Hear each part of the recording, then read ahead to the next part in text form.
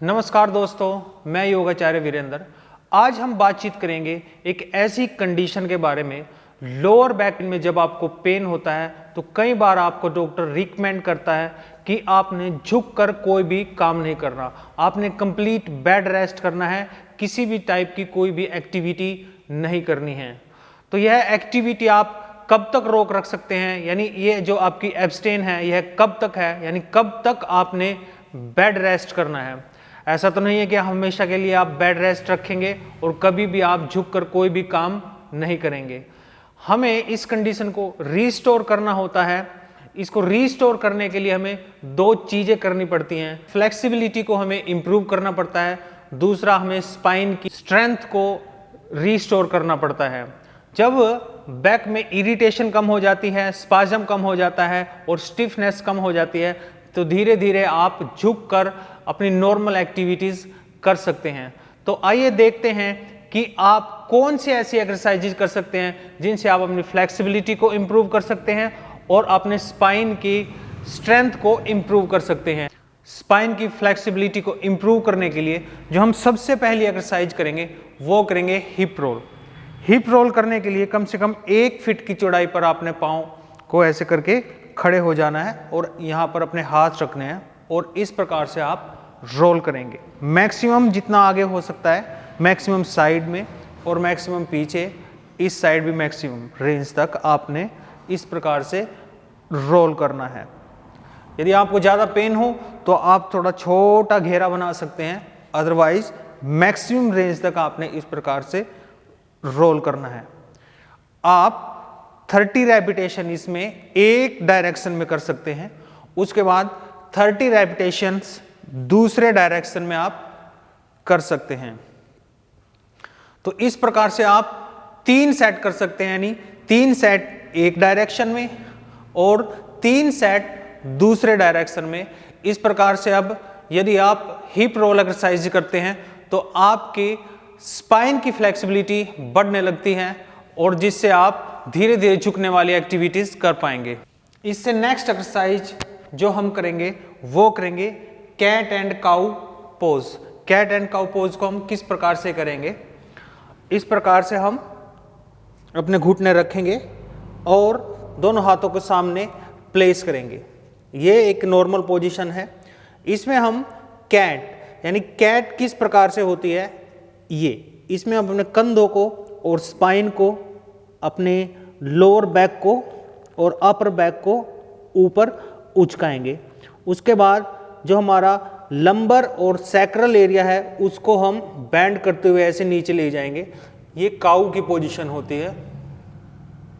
धीरे धीरे फिर दोबारा से कैट, जिस प्रकार से कैट अपना कूब निकाल लेती है, आप ऊपर ऐसे करते करते आएंगे और फिर धीरे धीरे नीचे। इसमें आप स्लोली इस एक्सरसाइज को करेंगे और मैक्सिमम रेंज तक, यानी maximum down and maximum up, इस प्रकार से आएंगे। डाउन, अप, जब डॉक्टर हमें मना करते हैं कि आपने झुककर एक्टिविटी नहीं करनी, तो उसमें क्या होता है कि हमारी जो यहाँ ये लोअर बैक है, यानी हमारा लंबर और सैक्रम, इसके एरिया के जो मसल्स हैं वो स्टिफ हो जाते हैं। तो उनकी स्टिफनेस को दूर करने के लिए कैट एंड काऊ जो एक्सरसाइज है बहुत ज़्यादा इफेक्टिव है। आप अपनी फ्लेक्सिबिलिटी एंड स्ट्रेंथ दोनों इस एक्सरसाइज के द्वारा रिस्टोर कर सकते हैं। नेक्स्ट जो एक्सरसाइज है उसमें हम इस प्रकार से लेट जाएंगे, दोनों घुटनों को फोल्ड करके रखेंगे और दोनों हाथ इस प्रकार से मैट पर आप अपनी बॉडी के साथ साथ नीचे रखेंगे और धीरे धीरे आपने स्पाइन को, यानी अपने लोअर बैक को ऐसे रेज करना है। मैक्सिमम रेंज तक हम इस प्रकार रेज करेंगे और इसको 5 या 10 सेकंड तक अप साइड हम रेज रखेंगे। उसके बाद धीरे धीरे इसको हम नीचे लेके आएंगे। दोबारा से हम इसको रेज करेंगे।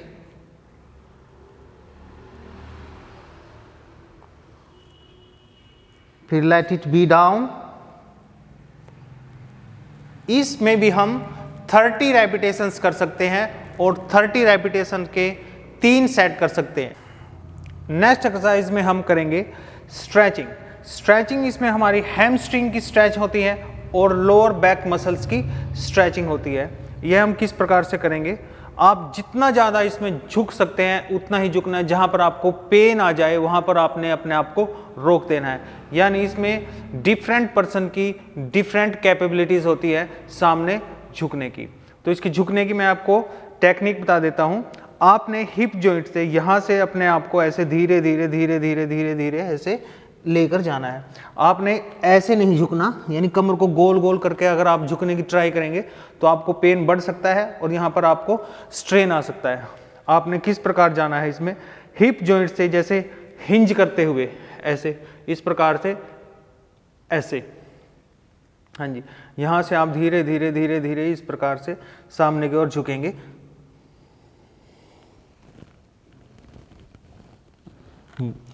यदि आप इतना ज़्यादा नहीं झुक सकते तो मैक्सिमम इस रेंज तक आप जाएंगे। 1 2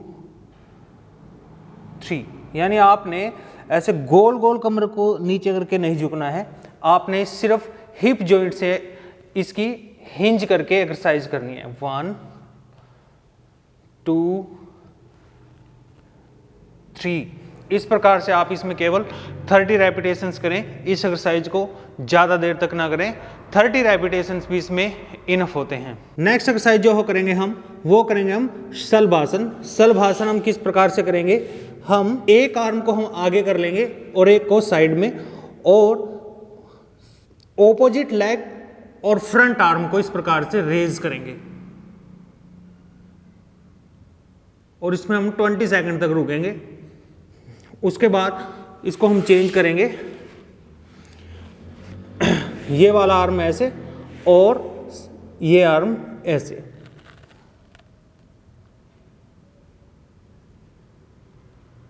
इसमें हम 20 सेकंड तक रुकेंगे। उसके बाद करेंगे हम शलभासन। इसमें हमने दोनों हाथ और दोनों पांव को एक साथ इस प्रकार से रेज करना है। इसमें हम 20 सेकंड तक रुकेंगे और धीरे धीरे डाउन। इसको हम 3 से 4 बार कर सकते हैं। यहाँ पे जो आपका लोअर बैक है, इसकी जो मसल्स है उसकी इससे स्ट्रेंथ बढ़ती है।